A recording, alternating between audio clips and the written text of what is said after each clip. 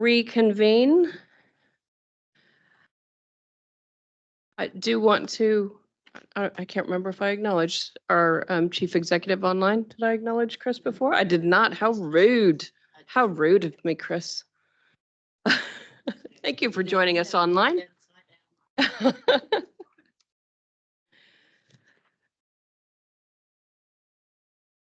Okay, so thank you for that, councilors. We will go to item 7. This is on page, page 7 of our agenda. These are the minutes, confirmation of the council minutes for the 28th of March 2024. Are we doing just the council minutes, Dave? Yeah. All right. Do I have a mover for those minutes? Councillor Clarkson and a second, and Councillor Smith. All those in favor? Opposed? Carried.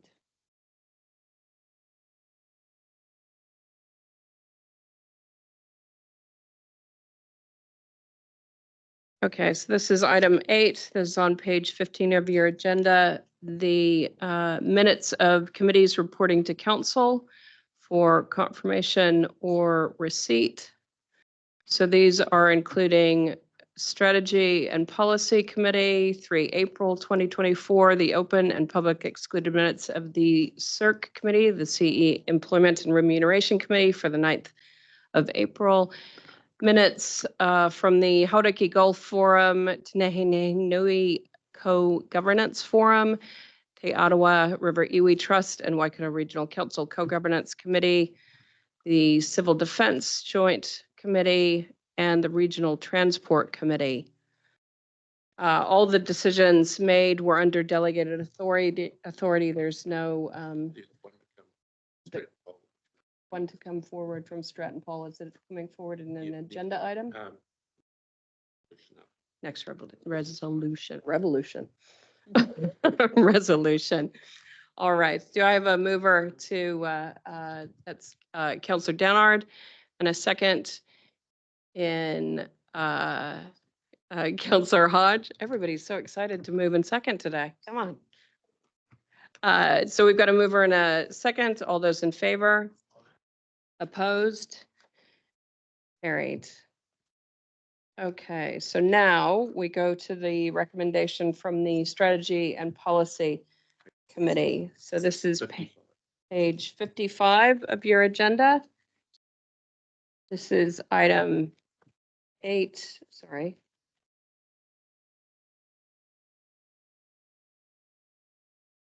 Page 55.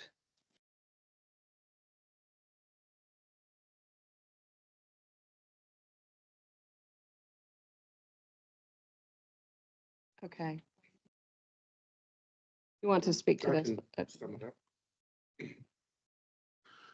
What we have before us is recommendations coming through from the Strategy and Policy Committee from the 3rd of April.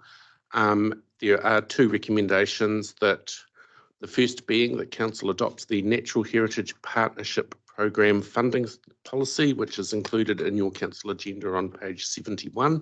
The second recommendation is an amendment to the Integrated Catchment Management Committee Terms of Reference, removing reference to the Environmental Initiatives Fund, and the revised tour for this is in your Council agenda on page 69. Right. So this was debated at the Strategy and Policy Committee of the 3rd of April. Do I have a mover for this? Happy to move. Councillor Marr, and a second in Councillor Clarkson. Any further comments? Nope. All those in favor? Opposed? Carried. Madam Chair, if I may, just a question going back to the minutes of Stratton Poll that were received. Can I just get a confirmation that that letter did go out to the Tautau Estuary? Through you, Madam Chair, the action was post receipt of the minutes from council today. So we'll look to get it out today or tomorrow. Thank you. Okay.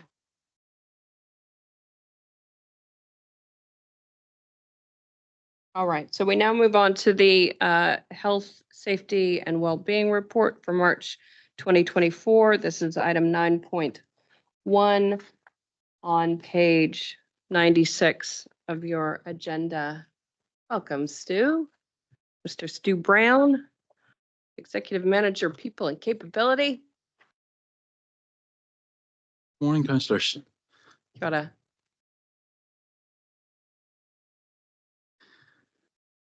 So I'll take the health and safety report as read and point you to a few key points.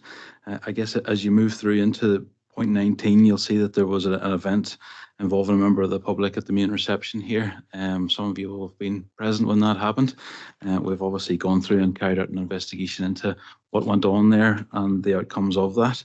I think it's important at this point just to remind you how we came with the process to manage this situation.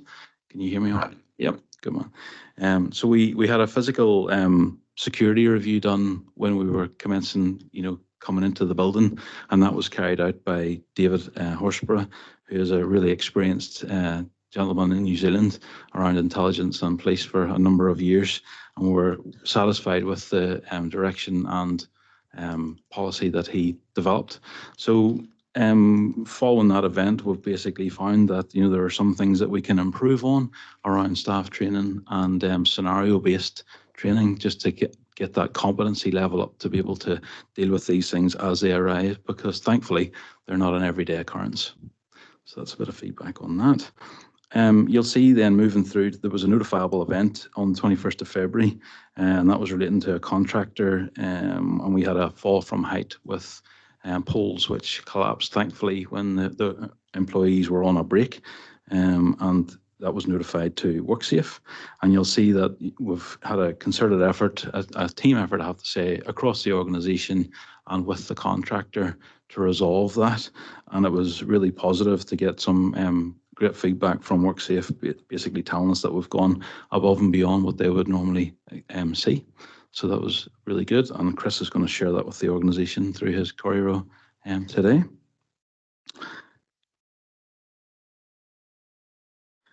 And then you'll see moving through, there's a point 37 around the wellbeing initiatives. I've talked previously about the wellbeing team, had a bit of a recruitment drive to get some new members and reinvigorate that. It's something that's really important to us here. And they've engaged in a number of things across the organisation to continue on that journey. And then on 38th, we've had the annual influenza vaccinations. They have commenced.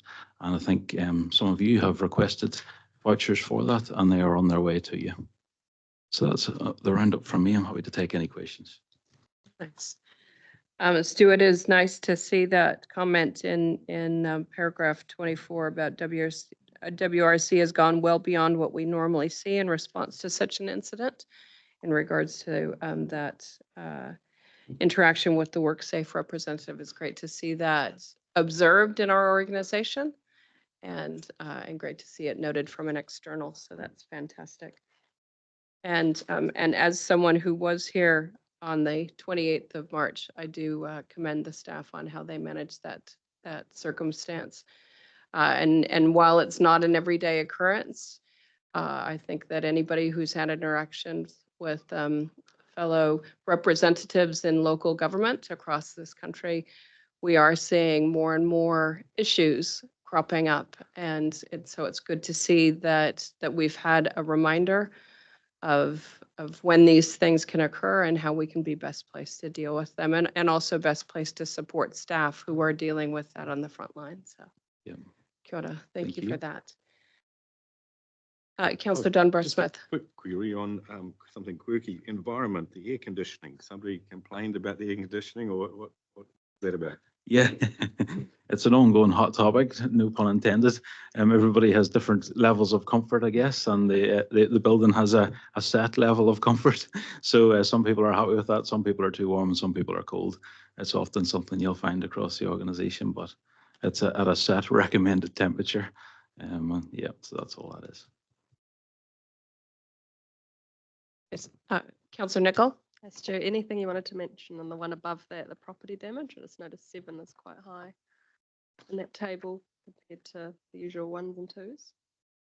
Yeah, What's so going on there? some of that is really, most of it's relating to vehicle damage. So people having just bumps with trailers or catching fence posts as they enter fields that are, or there was one with an electric fence that was buried in the grass as somebody took a ute in. So it's those type of things. It's quite low level, but they are, they do add up over time. We're comfortable with the controls to keep addressing that. Yeah, we are. We monitor that and we monitor, who's having the accidents and how Thank you. regular they are. And All right. Any other comments, questions, councillors? If not, can I have a mover to accept or to receive the report? Councillor Dunbar-Smith, second, and Councillor Smith. All those in favor? Opposed? Carried. Madam Chair, Thank you, just- Stu. Much appreciated. Thank you. Oh, sorry. Sorry, Ben? just checking with Dave, have we dealt with the Regional Transport Committee minutes on page 81 as well? Not sure when we signed off on the strategy and poll, whether we also covered pages 81 through to 95. We have received the Regional Transport Committee minutes. There were no recommendations coming to council, so all we have done is noted their resolutions that they've made under their delegated authority. So we covered on that. Yes, we have. All right, we will now move to item 9.2, which is the initial proposal around representation arrangements. And we've got Molly. Got a Molly? Kia ora, Madam Chair, Morena, councillors. I'm in your hands. Would you like me to take the report as read, or would you like me to provide a bit of context and highlight the key points? I think let's, because we've got a few visitors in the room, let's go ahead and just do a real high level. Take a Sure, shot. no problem. So as outlined in the report, Council is required to undertake a representation review every 6 years. And given that the last review was conducted back in 2018, we are due for another. Our current arrangements provide for 14 elected members elected from 8 constituencies. However, when we apply the most recent population statistics, our Waiho general constituency is no longer compliant with the fair representation rule. Therefore, Council must explore some options to achieve balanced representation across the region. The current representation arrangements are organised around identified communities of interest across the region. They're described as coastal recreational lifestyle communities, which includes our Coromandel and coastal Hauraki area, or Thames Coromandel General Constituency, rural farming integrated river catchment communities, which encompasses part of the Hauraki district, all of Matamata-Piako, as well as the South Waikato, rural farming communities near large urban areas. This constituency is basically the Waikato general constituency area.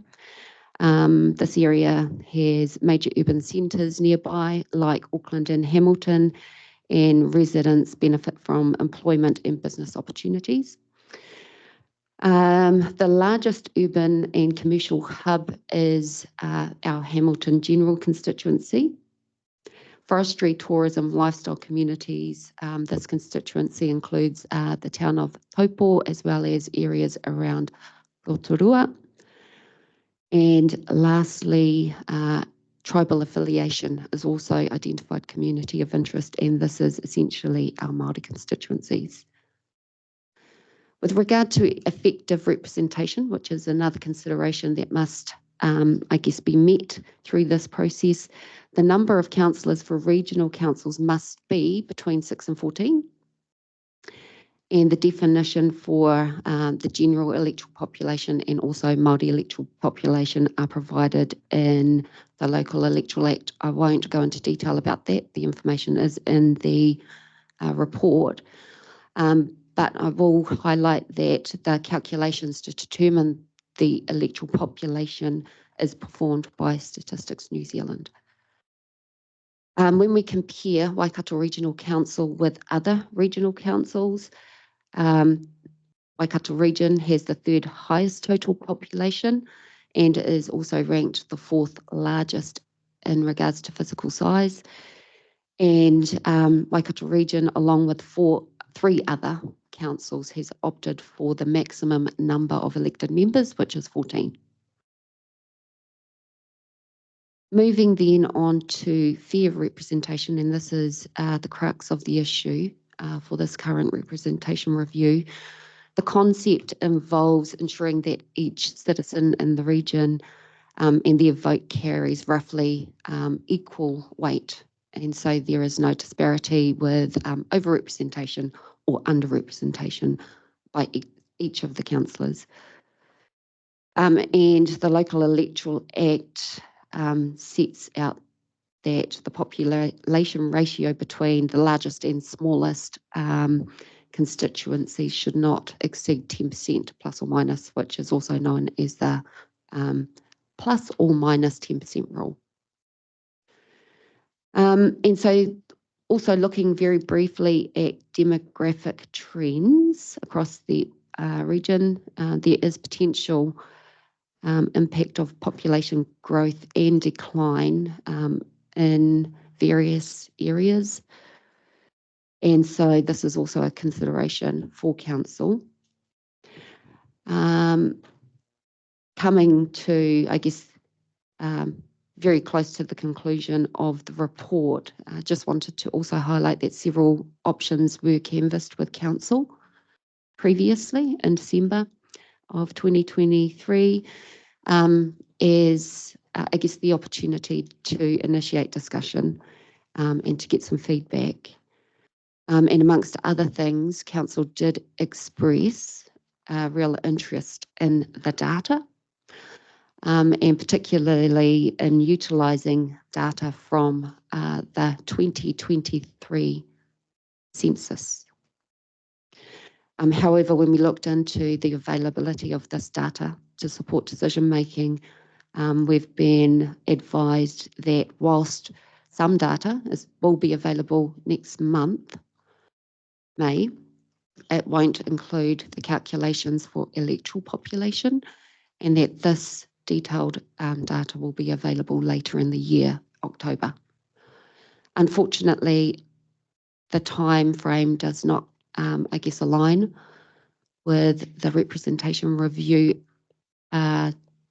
process and time frame because council must finalise its initial proposal by June. By June of this year. June of this year, that's right. So just lastly then, turning to the statutory process, the decision that we are seeking today is the adoption of an initial proposal, following which council must undertake a public consultation process and give public notice of that, which at a minimum is a 1-month submission period. Following this, and within an 8-week period, we must hold hearings of those submissions, agree to a final proposal, and then provide a further 1-month period for an objection and appeal period. If any objection or appeal is received, and or if the proposal does not meet the fair representation rule, then the proposal is referred to the Local Government Commission, and it is therefore in their hands to determine what the final determination will be. So there is a recommendation in the report, and it is recommending that we maintain the status quo to the extent possible, with a minor amendment to the boundary of the Waiho general constituency to therefore comply with the fair representation rule. There's also 3 maps in the agenda that show the proposed general constituencies, Māori constituencies, and also a detailed map that shows specifically the change or proposed change to the Waiho constituency boundary. I'll leave it there. Great. So just so I'm clear on that census, which interesting, I think I heard a news report this morning that was talking about abandoning the census altogether. And, no? No, was the proposal? No? Was I listening to the wrong radio station? So sorry, Madam Chair. The proposal was, you'll appreciate, not 100% of capture is captured in the census. What the Department of Statistics is seeing is more move away where they're having to use a model, a predictive model to capture the folk who aren't captured by the census. I think there was some 500,000 people who weren't accounted for. So using other data that the government has, triangulating and do what they do there, that magic, they are making up the census data. What I think I heard the chief statistician saying is that more and more they're going to rely on data that they've already captured so as not to impose on people's lives, but there will still be a census of sorts over up to a 10-year period. Just as Marley said, we had hoped to get our fingers on the 2023 census information. We'll get provisional information, so statistics always releases provisional information, but it is a very rudimentary suite of data. And as I think I said yesterday in the chat on one of your workshops, we're anticipating more detailed data to be released between September and December, and that's where it'll go down to what's called the area unit level, so effectively a neighbourhood level. Great. All right, thank you very much for taking us through that, Molly. I've got Councillor Strange and then Councillor Nicol. Councillor Strange. Yeah, thank you, Chair. Thank you, Molly, for your report. Just a quick question.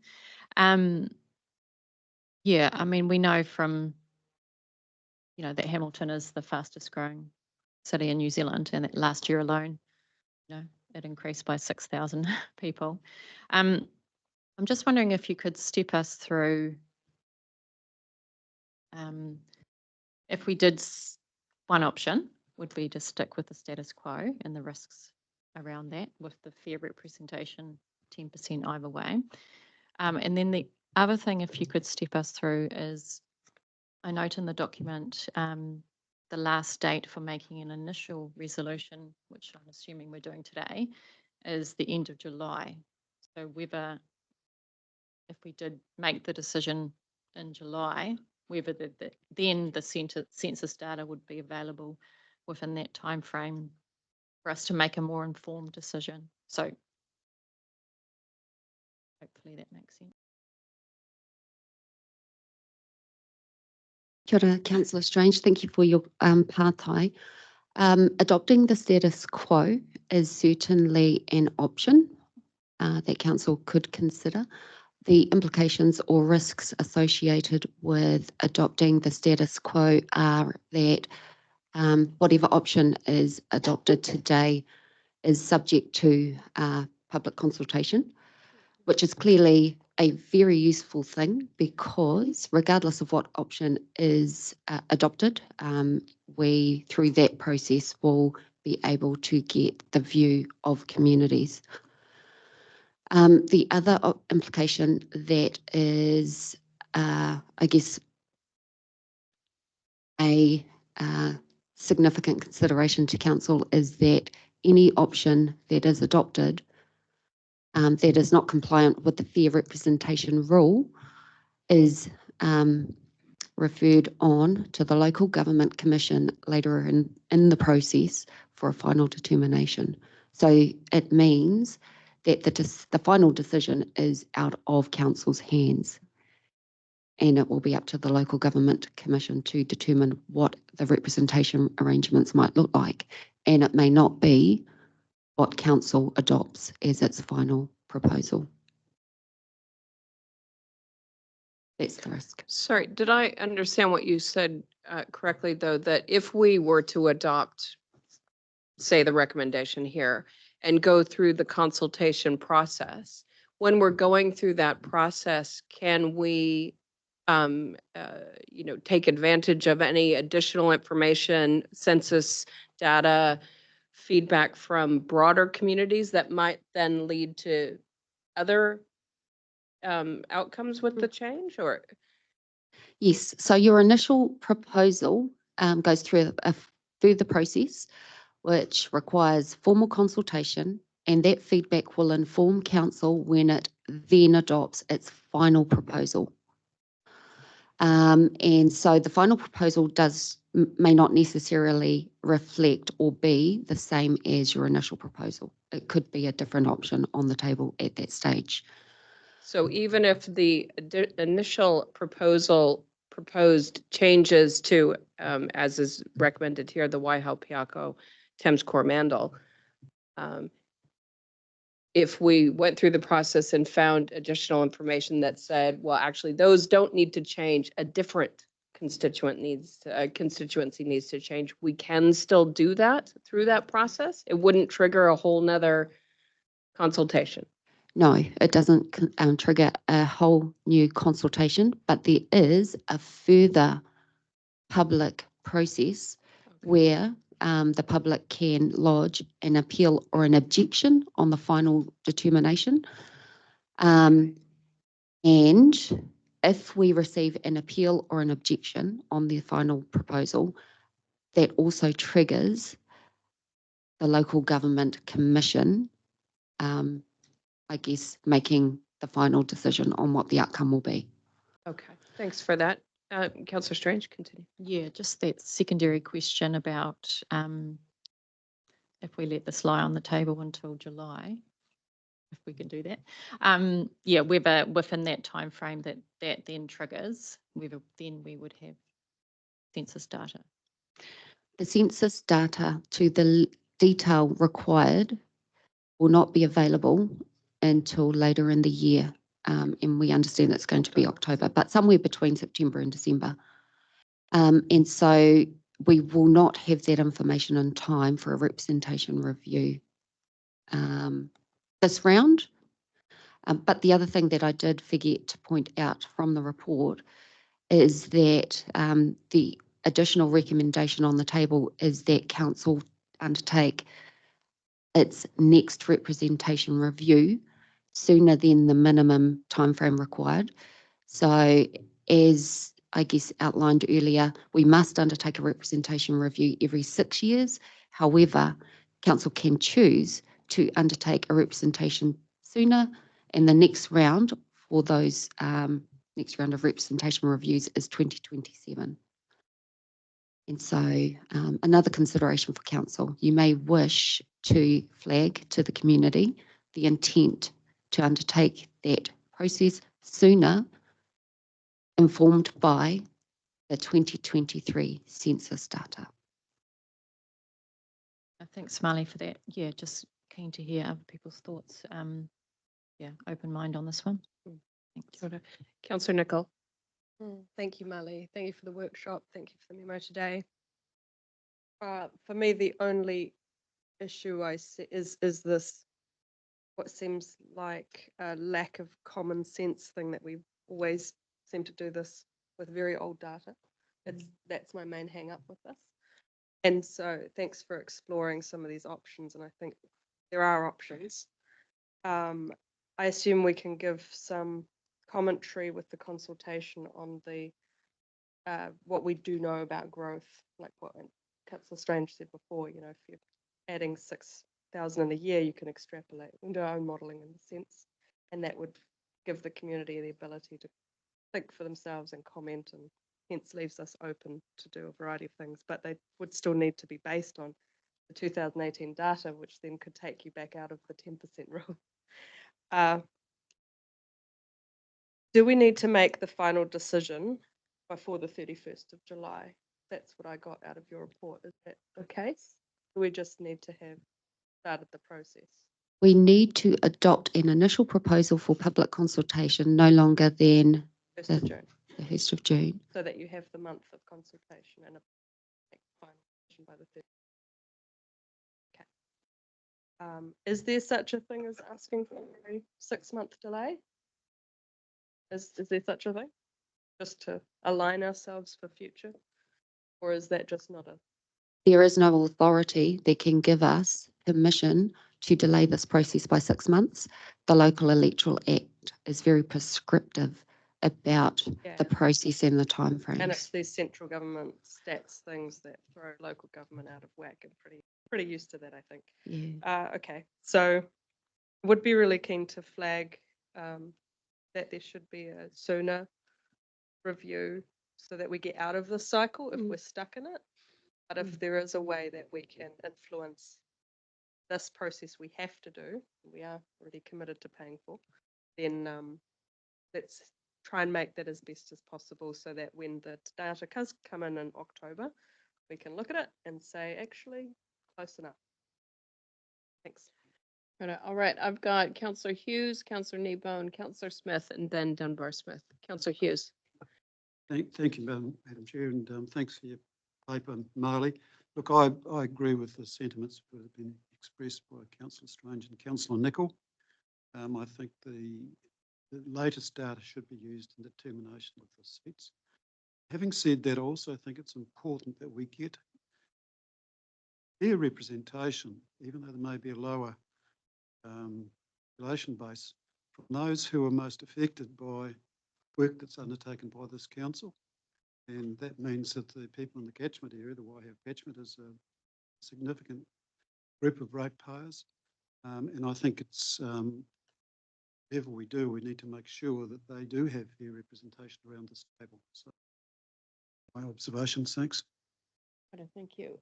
Councillor Kneebone online. Sorry, just trying to struggle with the mouse to get the mic. Hey, look, I'm relatively relaxed about it because, and refresh me if I need refreshing, Marley, but my recollection is we have, in the past, we've had very little feedback when we've made these smallish sort of changes. Would that be correct? I have been around for the last 2 representation review processes. The first was when we made significant change to our constituencies back in 2012, and we did receive quite a bit of feedback through that process, and we had to also refer our final proposal to the Local Government Commission because we received an appeal or an objection, one of the 2, I can't recall.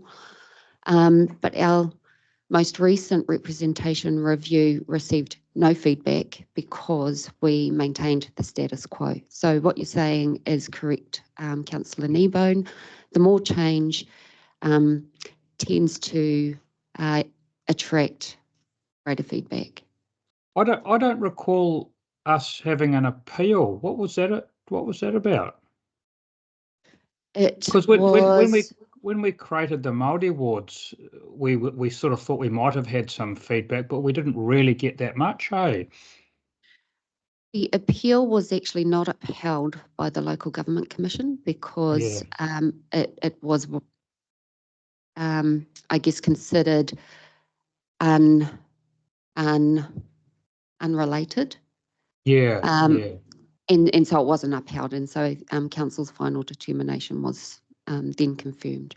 Yeah, I suppose I was just lamenting the fact that it's a bit frustrating. We've got to do a specific consultation just on this, given I suspect we'll get very little feedback, and it's quite an expensive process, and it's a shame. And look, hindsight's great, and I should have thought about it too, but maybe we couldn't. But we couldn't have tagged it onto our LTP consultation as well, because we're going to have to spend a bit of money doing this, aren't we? The consultation part of it. We certainly considered the option of tagging onto the long-term plan process. The main driver for not being able to press play on that option was that we were waiting to get confirmation from central government about policy changes in relation to Māori wards and constituencies, which has only come through very recently. Yeah, okay. I mean, I think it's something that maybe we in LGNZ should think about, just lining up the dates a bit better so we can do it with our other consultations. That just seems logical, eh? We can certainly provide some advocacy for this Perhaps- process timeframe topic, because it has been Perhaps quite- a remit for the LGNZ conference. Yeah, that would be good. And just on Noted. that one, dare I go there? I appreciate we're not affected by the recent announcements regarding Māori wards, but I do think, noting the anger that's out there from LGNZ, particularly around the cost of it, what they're going to have to do, we should get in behind and support our fellow councils on that. But it's probably a discussion we should have before you go to the conference, Chair. Yeah. Right. Councillor Smith, then Dunbar Smith, then Clarkson. Thank you. Councillor Smith. Not wanting to top anyone in the room, but this is my fourth representation review, and I go back to previous, the last one and the one prior to that, where some interesting people brought up some small points in appeal, and as a result of that, they didn't like it, the decision, and it went to the Commission. The Commission has the ability to come up with its own view of the world and put in place constituencies that nobody really liked. And so if you can do anything at all to ensure that you're within your plus or minus 10%, and that you comply with all the other boxes that one has to tick, it is the best interest of the council to get that in place. So whilst I had a chat with Councillor Strange earlier, it's prompted my thinking that if we're outside the plus or 10%, you really leave the whole thing open. And it's not just on that one ward, it's the whole region. And therefore, I would recommend that we look seriously at adopting the proposal, the minor tweak. It puts us in the right space. It also lessens the opportunity or the likelihood of appeal. And as Stu has alluded to, a little bit of tweaking hasn't raised too many eyebrows. And I think we talked about this during the earlier workshops, where that community of interest is much better suited in this area rather than in the south around the Taupo Rotorua area, if I remember correctly, or the South Waikato. So I am supportive. I think the reality is, with the stats department choosing to go electronic and getting it completely wrong for the last two censuses, unless they return to the good old days, which probably no one wants to do, we're stuck with this. At Waikato District, we used the population department up at the university, and those figures were accepted, and we moved forward on those. It's a moving feast, the population, so it's our best line in the sand. So, Madam Chair, I'm probably happy to move this if you wish to have a I move. believe Councillor Strange has already moved it, but can note you as the seconder. And again, just even if we adopt this, we still have to go through the consultation process. If additional information came out in the meantime or throughout that process that either led us in a different direction or gave us some further insights, we can incorporate those through that process. Correct.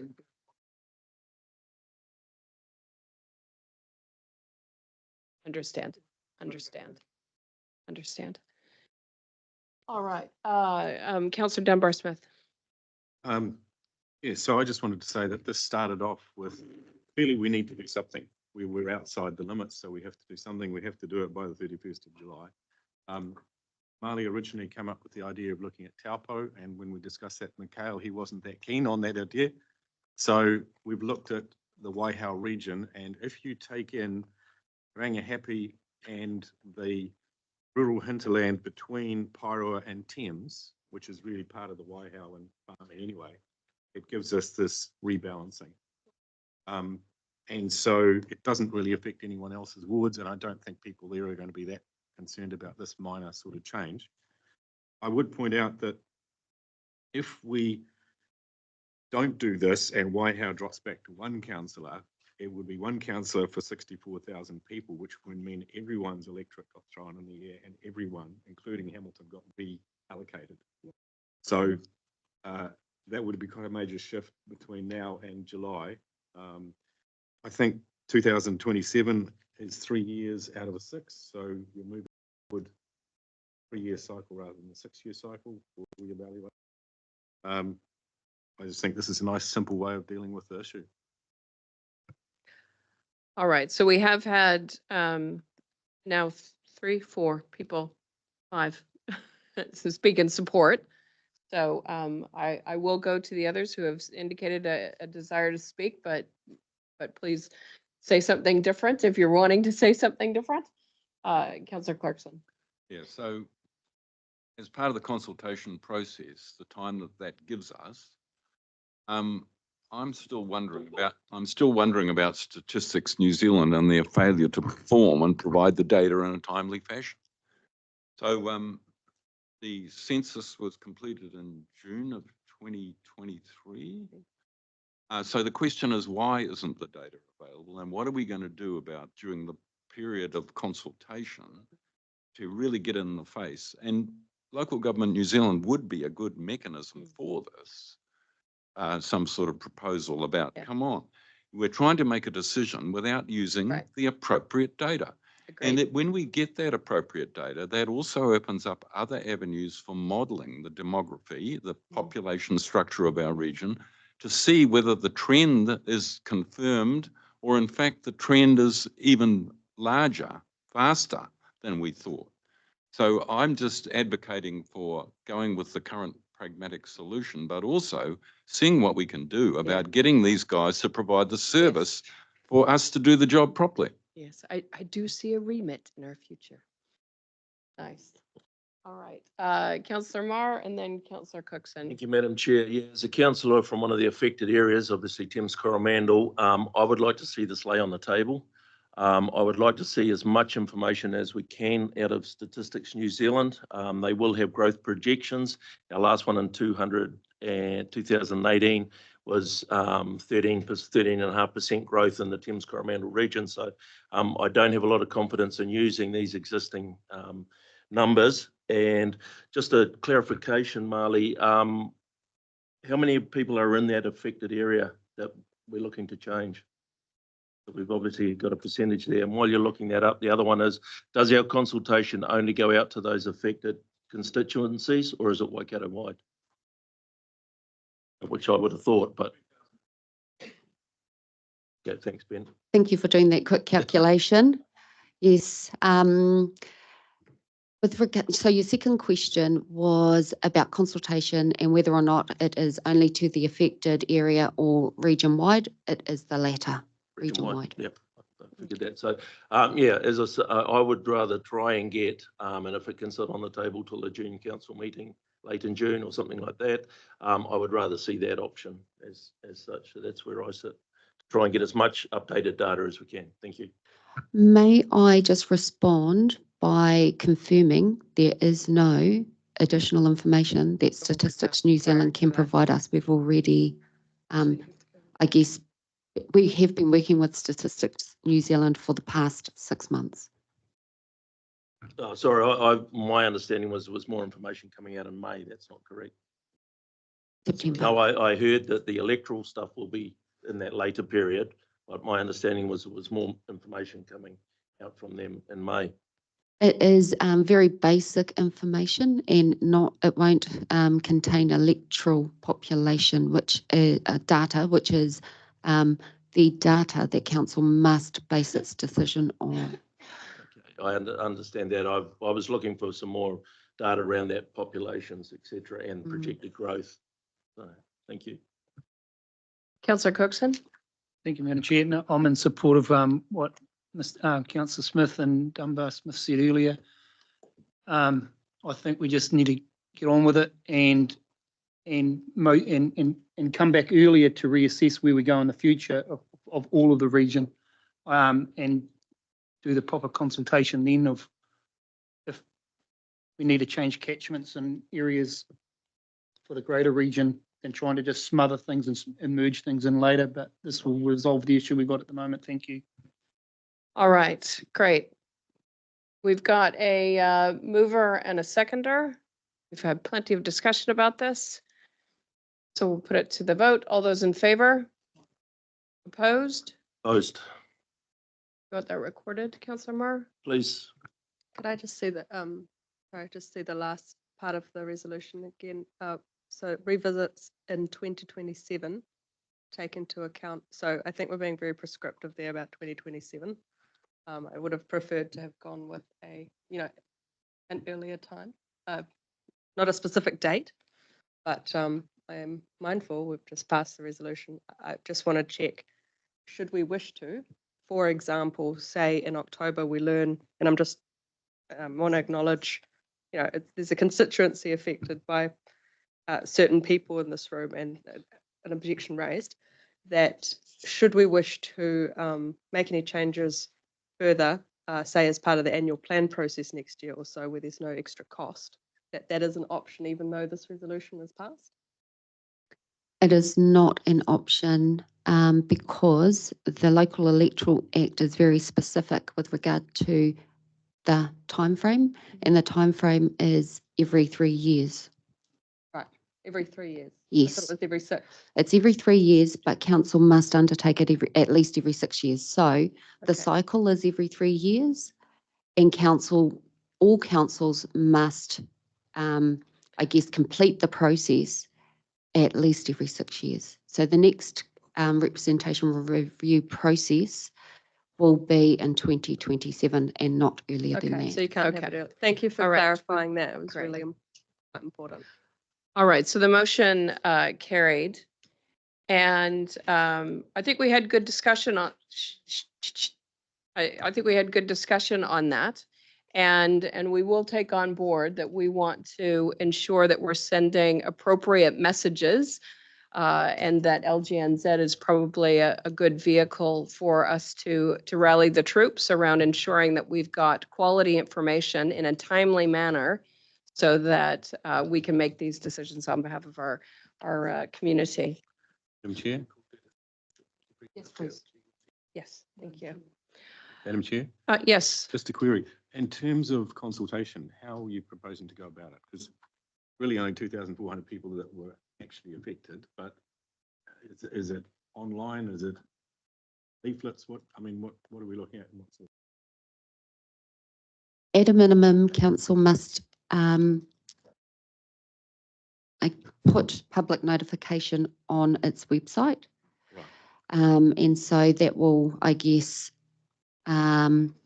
address general consultation across the region. We could also undertake some targeted consultation in the affected area, which might include, I guess, an increased amount of social media in that area and or right. I think, Molly, I think that this is something that the team needs to turn their mind to. I think you've heard the view from council that we want to make sure we're thorough in this and engage as many as we can. And so it's probably best to go away and think about how that approach might be undertaken and then communicate it back to councillors. All right. I really do want to move on. I do, and I just wanted to take your indulgence. Thank Marley for your excellent ads on the radio at the moment. Well done. Yes, I was thinking the voiceover star. Fantastic. Thanks, I love council. it. Repping the long-term plan, which we are getting, I hear, fantastic response to. So well done. Okay, let's move on to the next item. This is item 9.3. This is on page 115 of your agendas. This is in regards to policy on dangerous dams, earthquake-prone dams, and flood-prone dams. This is a briefing on the hearings and the deliberations that have been undertaken by the hearings subcommittee. And Annika. Kia ora tātou, ko Annika Hamilton tōku ingoa. I'm a policy advisor in the policy implementation team. And I'd just like to take a minute to introduce the Building Act project team who have also worked on this. So we have Owen Smith, the project manager for the Building Act, Danielle Hooper, next to him there, project manager for the Building Act, and Hugh King, the team leader for consents, who are also available at the end if you have any questions. So the purpose of this report really is to seek adoption of the Waikato Regional Council policy on dangerous dams, earthquake-prone dams and flood-prone dams 2024. This is essentially the final step in the process. So we have new dam safety regulations that come into effect next month in May. And over the past year, we've been reviewing this policy to ensure it aligns with those regulations. So this has involved taking the policy through a thorough special consultative procedure that's required by the Building Act. It's also important to note that a lot of other regional councils have been going through the same process at a similar time, and we've worked really closely to make sure we have quite consistent policies across the board. So the hearings and deliberations for the Dangerous Dams policy took place on the 11th of March, and the hearing subcommittee recommended that council adopts the proposed policy and replaces the existing policy, subject to 2 amendments identified in the deliberations. So those 2 amendments have now been included in the final version that's attached to your agenda pack. And I'm happy I can summarise those briefly for you. So the first minor change related to the commencement date. That was just changed to state that the policy comes into effect 3 weeks after the council adopted the policy. We simply did that to make sure that it didn't come into effect prior to the regulations. Secondly, a footnote has also been added to state that the definitions and values in the regulations may be amended in the future. This was essentially to future-proof the policy. When we went out for consultation, we received a submission that highlighted that there may be future changes to the threshold values. So these are essentially the values that determine whether a dam is what's known as a classifiable dam and therefore whether the regulations apply. It's things like the height and volume of a dam. So we sought some legal advice to address this in the policy, and the hearing subcommittee did receive a copy of that legal advice. Based on that legal advice, the hearing subcommittee resolved to add a footnote to the definition that indicated that the regulations could change in the future. So it's essentially clarifying that the definitions aren't set in stone, but if they are updated with future regulations, we will apply those updated definitions if necessary. I'd just point out that since the hearings took place, the government has in fact come out with a media release confirming their intention to change those thresholds. As yet, we haven't seen, well, we're still waiting for the regulations to be formally updated and gazetted. But I guess the key thing to note here is that if the regulations do change, it will only affect that definition to the classifiable dams, no other section of the policy. And it has been preemptively or will be preemptively addressed based on that legal advice to future-proof the policy. So that summarises the 2 changes. The minutes from the hearings and deliberations were endorsed by the Strategy and Policy Committee on the 3rd of April. And now we're seeking adoption of the policy and replacement of the existing policy. So happy to take any questions. Thank you for that summary. Much appreciated. Councillor Marr. Yeah, thank you, Madam Chair. Not so much a question, Annika, is just thank you very much for the work that you and your team did, and also to those that submitted to the hearings panel, which consisted of myself, Councillor Smith and Councillor Cookson.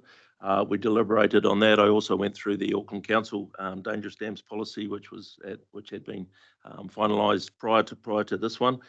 So yeah, great to see all the work. This is a true representation of what was submitted and what came out of that as came to Stratton Poll on that date. So yeah, thank you very much for your work, and I would move that this be accepted. Thank you. Thank you for that. Councillor Smith. Thank you. I'll endorse Councillor Marr's comments and second. Nice. Any other questions? No more other comments? All right, we have a mover and a seconder to receive the report and to adopt the proposed policy. All those in favor? Opposed? Carried. Thank you very much. And again, as Councillor Smith and Councillor Marr have noted, thank you to the team that we all know there is a lot of work that goes into bringing these pieces of work together and getting them through the tangled process at times. So well done. Love your work. Cheers for that. Thank you. Okay, on to our last item. Yes. So this is item 9.4. This is on page 124. A collection of submissions. I would like to know what the collective noun is for submissions. I suppose it is submissions. I think it needs a much more cool name, you know. Woohoo submissions. Okay. It was a good attempt. Thank you. Thank you, Tracy. I appreciate it. So these are the submissions to Hamilton City Council, Matamata-Piako District Council, Hauraki District Council on their draft long-term plans, as well as the Waikato District Council Enhanced Annual Plan. And we have Jane. Welcome, Jane. Kia ora, councillors. As Madam Chair, you've introduced, we have 4 submissions on long-term plans, just noting that Waikato District has opted to develop a enhanced annual plan and delay their long-term plan till 2025. So I'm happy to take the reports as read, the batch of submissions as attached, and any Thank you. questions. Oh, yes. Madam Chair, just one comment to councillors. You may not have seen submissions come across the table for your respective councils, and just picking up on the respective territorial authorities, just picking up on what Jane alluded to there, there is the option of the enhanced LTP, or in fact a deferred LTP. We know that Topol have chosen to defer their LTP and will be notifying it later in the year.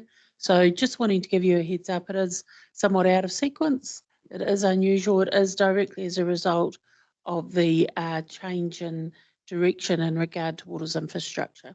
So just in case some councillors thought, oh, I haven't seen one on this, it just means that the process is likely to be deferred, and Jane will bring back a submission later in the year. All right, I've got Councillor Strange and then, okay, Councillor Strange, then Councillor Smith, then Councillor Nicol. Councillor Strange. Yeah, thank you, Chair. Thank you, Jane, for your work on these submissions. I was just looking in particular at the submission to the Hamilton City Council's long-term plan.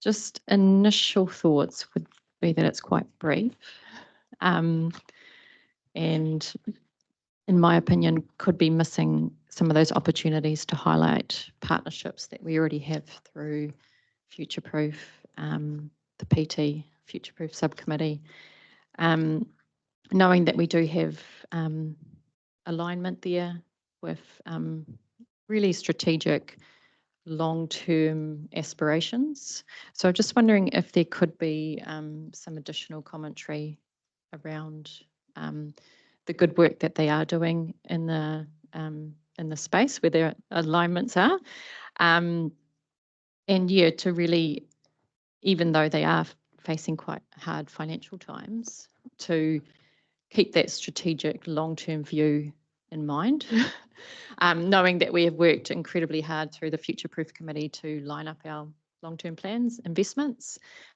through transport infrastructure and services, and getting that alignment. So I would just hate to miss this opportunity to send a clear partnership message to the whole of their council who are maybe not involved in those partnership meetings, that yeah, we support what they are doing and we need it to continue. So yeah, thank you. And I'm wondering, along those lines, is there opportunity for us to include that in all of the submissions? I agree with you, Councillor Strange, that this is an opportunity for us as the regional council to communicate our desire to work as close as possible with our TA partners. And even going beyond those who are within future proof, I am wondering if there's an opportunity for us to signal the inclusion in our long-term plan around regional spatial strategy development, encourage their support and engagement in that.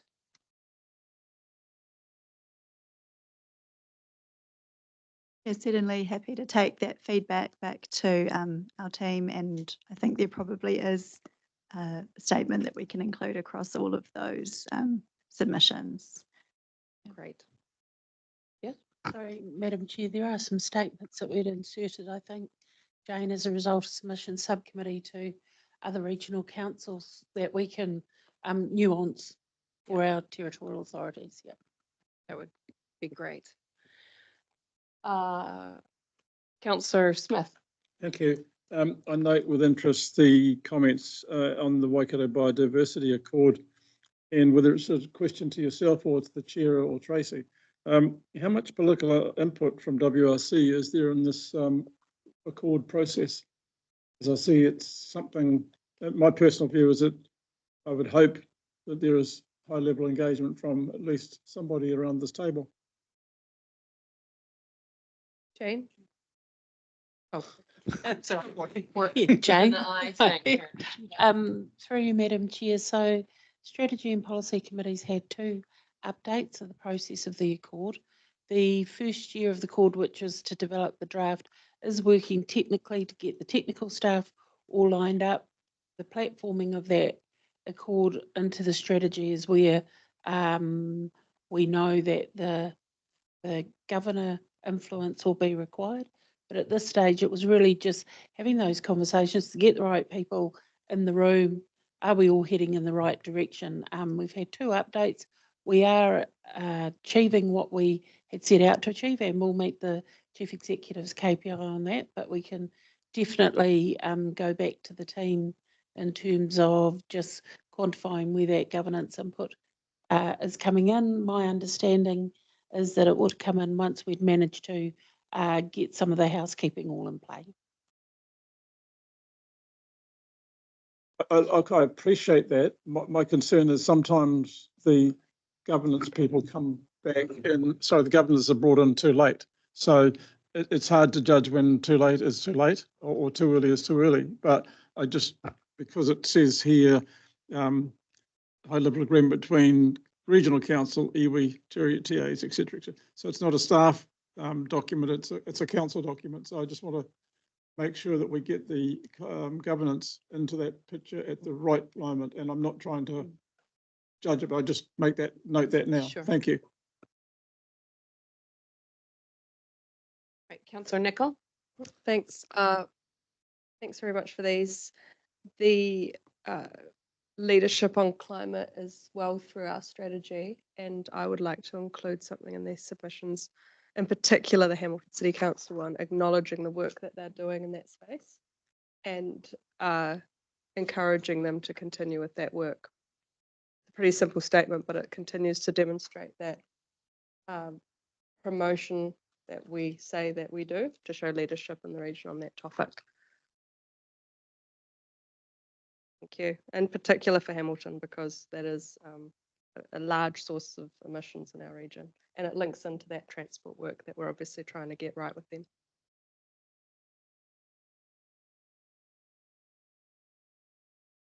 Thank you. Councillor Clarkson. Oh yeah, it's a similar sort of comment to the one that Councillor Strange made, but in relation to the Natural Heritage Fund and the fact that many of these councils have similar, while rather small funds, that they also invest in the same sorts of activities. And just a request in there to signal the need for alignment and contact between our staff and their staff, so that we can actually get the best value for the dollar that's being spent in all places. Yeah.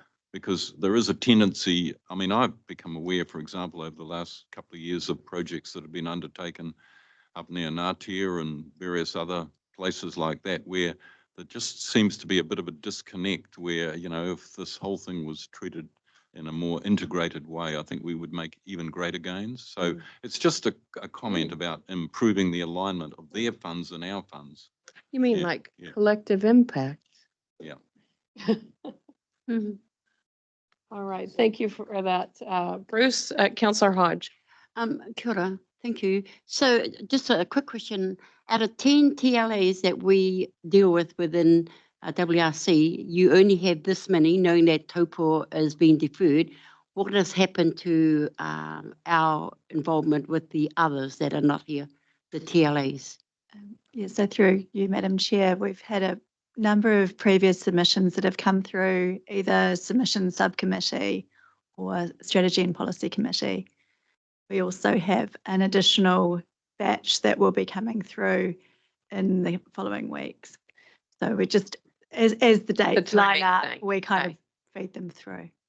Yeah, because normally these would come through and get approved through strategy and policy if it aligned with the meeting schedule.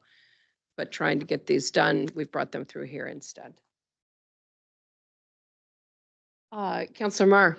Yeah, so just on that point, just as a matter of process, I'd just like to remind councillors that a number of these do come through Stratton Poll, and it would be appreciated if there were comments around them that's where they were dealt with. It would speed up this process here in council. So just a heads up. Thank you. All right, so I'm sure you've taken notes on the comments around highlighting our partnership opportunities, whether it's through FPIC or through just our close relations with our TA partners across the Waikato region, and highlighting our regional spatial strategy and policy, regional spatial planning, I'll get it sooner or later. And noting that alignment that Councillor Clarkson has discussed in the Natural Heritage Fund with the other work that our TA partners are doing as well.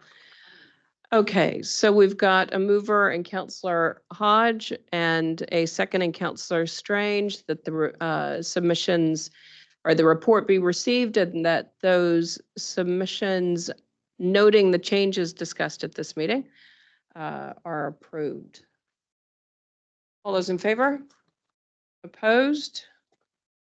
Carried. Well done, everyone. Since we